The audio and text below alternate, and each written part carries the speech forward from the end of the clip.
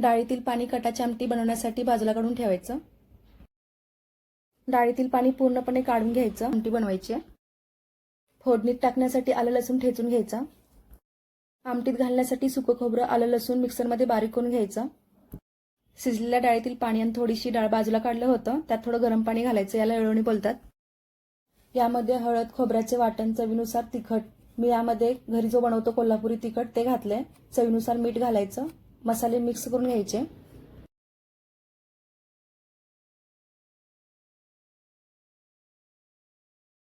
फोडणीमध्ये मोहरी, जिरे, हिंग, कढीपत्ता तसेच ठेचलेलं आलं लसूण घालायचं।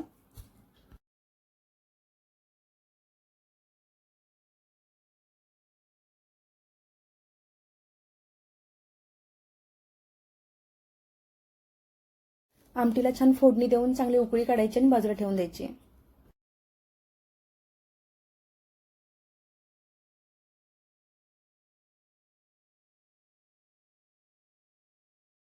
कटाची आमटी बनवून तयार झाली आहे।